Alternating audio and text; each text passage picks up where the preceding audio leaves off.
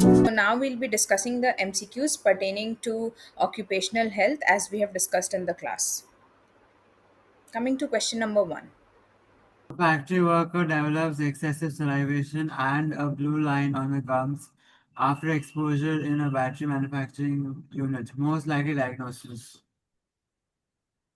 Option A, mercury poisoning. Option B, lead poisoning. You tell me the correct answer, don't read out the option. Oh, okay, ma'am. Ma'am, it's lead poisoning. Why? Ma'am, because the worker is working in a battery manufacturing unit, and the symptoms are a blue line on the gums and excessive salivation, both of which are indicative of lead poisoning. So, Okay, so battery and blue line on the gums, है ना? This yes, made you ma'am. come up to the answer of lead poisoning. Everybody agrees with this? Yes, ma'am. Okay, next Merunissa. Please read the question. Bagosis is most commonly associated with the exposure from sugarcane. Option B. Why? Due to the thermoactinomyces fungus. Okay. Do you get confused between this cotton and sugarcane in this answer, or all of you are very, very clear? Bisonosis, bagososis. Yes, ma'am. We Clear. used to get confused earlier. Then you told that baggy sauce is bag sugarcane. Sugarcane bags, इसलिए bagososis. ठीक है? Okay. Question 3. This was Merunisa, right? Kansha, question 3. Anthracose is a disease due to occupational exposure of coal dust. Coal dust. This word anthrac literally means coal. That is why coal dust. Basically, this you have to just memorize. Next, Deepto. Periodic medical examinations in factories serve as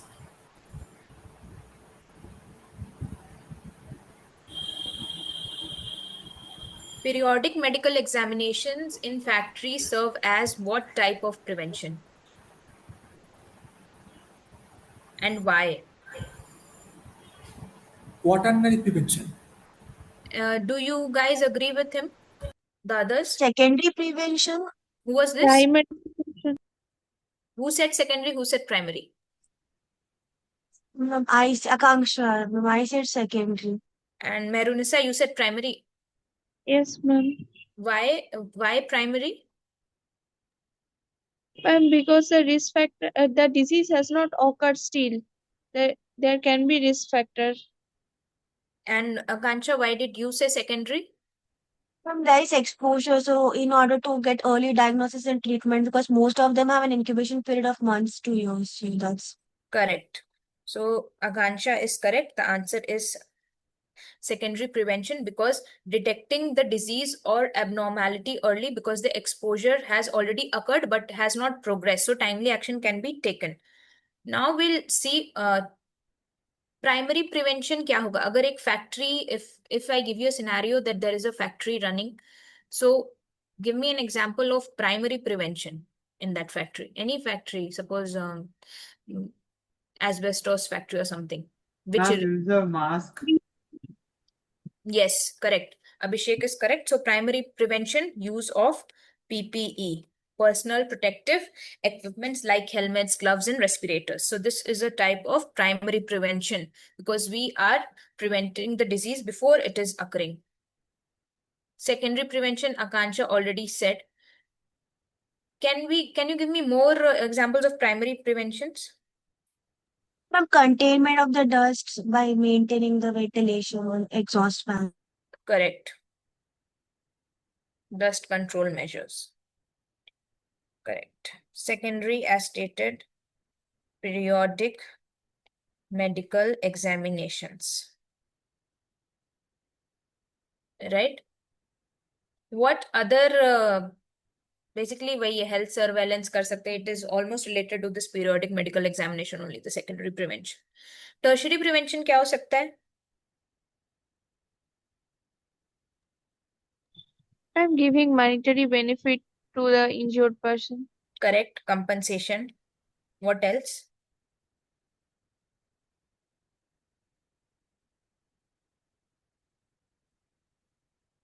rehabilitative services to those people who have got injured.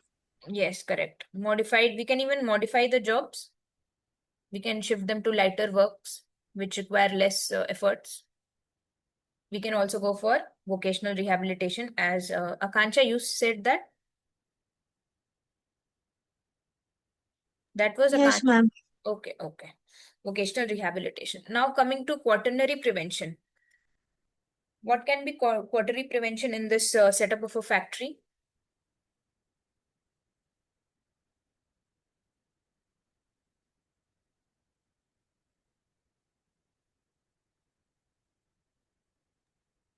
Excessive examination. Yes, correct.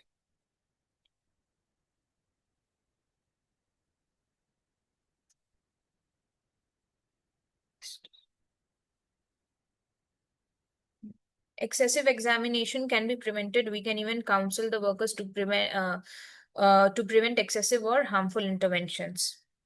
So उनका counseling कर सकते हैं कि what is the disease, how they can live with it, and how further harmful interventions can be prevented in them. So this is a scenario. Questions can be asked. They can give you a big scenario and they can ask you which level of prevention is applied here. So this has to be very, very clear. Ma'am, Huh? ma'am, in which group pre-placement examination will occur? Pre-placement examination will occur in primordial,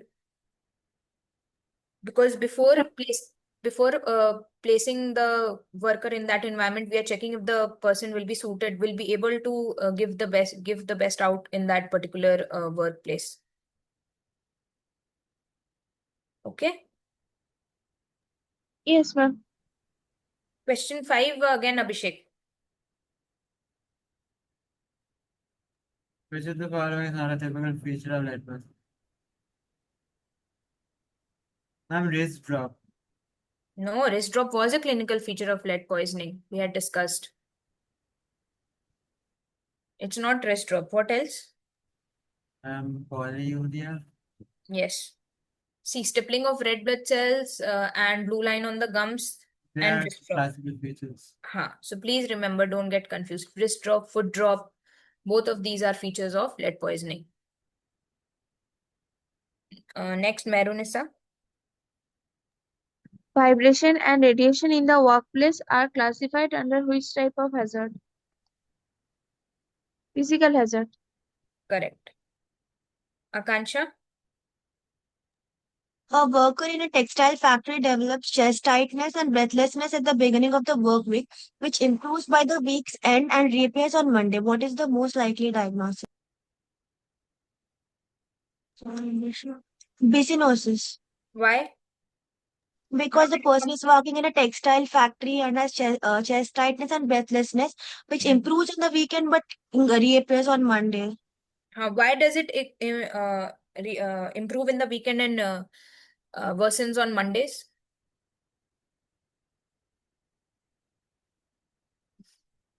So basically on the weekends, we have a dust-free interval. So the worker is away from the exposure, so their lungs and airways, they become relatively less irritated and desensitized. But again, on Monday, the exposure occurs, and since it is sudden, because दो दिन off था, तो high levels of cotton dust, they provoke bronchoconstriction, acute bronchoconstriction. इसीलिए Monday को again airway inflammation होता है, और again Monday को जो features है, they get exaggerated. Then why does it subside over the weekend? Exposure तो हो ही रहा है. Any guesses? So eventually, dust free रह रहा है मतलब वो तो एक्सपोज नहीं हो रहा उस पर्टिकुलर पीरियड ऑफ टाइम के no, the Monday को on Monday the clinical features are getting exaggerated. They are subsiding, and ultimately weekend पे they are going away, and again they are getting exaggerated on Monday. Basically जो subsequent weeks है Tuesday, Wednesday, Thursday, Friday, इसमें वो adapt हो जा रहा है. ठीक है, तो अडेप्ट हो जा रहा है या टॉलरेंस डेवलप कर ले रहा है, इसीलिए फ्लेयर अप नहीं हो रहा है. It is being constant or being slightly reduced. Sudden flare up नहीं हो रहा है कि मंडे को बहुत हाई था तो ट्यूसडे को और हाई, वेंसडे को और हाई हो रहा है. अगेन वो जो डस्ट फ्री इंटरवल पे जा रहा है Saturday Sunday, everything is getting fine. And again sudden exposure हो रहा है, अक्यूट ब्रोंको कंस्ट्रिक्शन हो रहा है, and the symptoms are rising. Okay, so basically if you see the pathophysiology, that there is a histamine release and neutrophilic inflammation, and which leads to basically bronchospasm.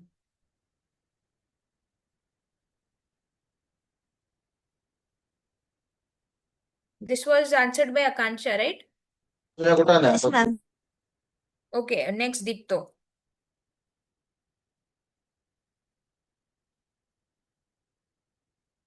A minor with prolonged silica dust exposure presents with progressive dyspnea and chest X-ray shows small rounded opacities in the upper lobes with egg-shell calcification of hilar lymph nodes. What is the most likely diagnosis? Silicosis. Why silicosis? You are correct. Silica dust exposure. Yes. Along with that, even eggshell calcification of the hilar lymph nodes is a characteristic of this disease, though it also occurs in other diseases like cold workers, pneumoconiosis, sarcoidosis, etc. But it is rare. But in this, it is very much common. That is why this eggshell calcification is also very well associated with silicosis. So answer here will be silicosis. Okay. Next again, Abhishek. Sorry, Aditya, I'll just interrupt once. If you can just go back to the previous question, I just need to add in a point, and that is in pneumoconiosis of all the various, of the various pneumoconiosis, silicosis में जो X-ray picture होता है, which is very much similar to tuberculosis. So many people, even doctors tend to confuse also. So it is written there, right? Calcification, white opacities in the upper lobe with hilar lymph nodes. So many times, if here comes in the question of history taking. If the patient, if the doctor does not ask properly, what is your occupation? So probably he would diagnose that patient as a case of tuberculosis and give him medications, start him on medications also. So if somebody says that yes, he is exposed to silicosis or his silica dust or he is working in a silicone factory, then probably there will be this alternate diagnosis will be silicosis, which will be the possibly the correct diagnosis. Also, there are some hypotheses which states that when a person is exposed to silica dust, there are chances of developing silicotuberculosis. Means probably because on exposure to silica dust, the immunity of the patient may go down and they become more prone to develop tuberculosis. This is just from a school of thought with some evidences. But what is more, I want to say typically is the silica picture, the X-ray picture in silicosis resembles that of tuberculosis.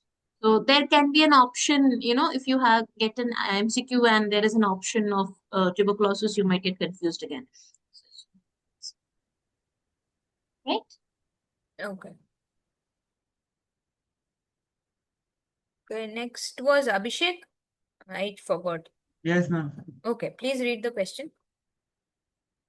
A safety engineer is designing a health surveillance program to detect early lead poisoning in battery factory workers. Which biomarker is best suited for early detection?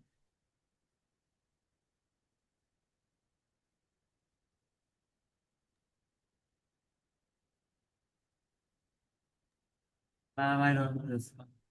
You can make a guess. Urinary corporoporphyrin. Blood lead levels. Okay. So what was the blood lead levels which lead, what was the cutoff which lead to the occurrence of clinical features of lead poisoning? Do you remember? 40 milli. How many microgram per 100 ml of blood? So, no, greater than 10 microgram. 70. Okay. Any value in blood lead levels of greater than 70 microgram per 100 ml of blood will show clinical features of lead poisoning. Next is again Meronissa. A chemical plant worker develops progressive shortness of breath and fine bilateral end inspiratory crackles after several years of exposure to dust containing fibrous material. Chest X-ray reveals ground glass appearance. Which occupational disease is most likely? Asbestosis. Why? Ground glass appearance and fibrous minerals are present. Very much correct. So these are the two words which will get you to the correct answer. Fibrous minerals and ground glass appearance on the X-ray. Which disease shows snowstorm appearance? Silicosis. Silicosis. Yes, correct.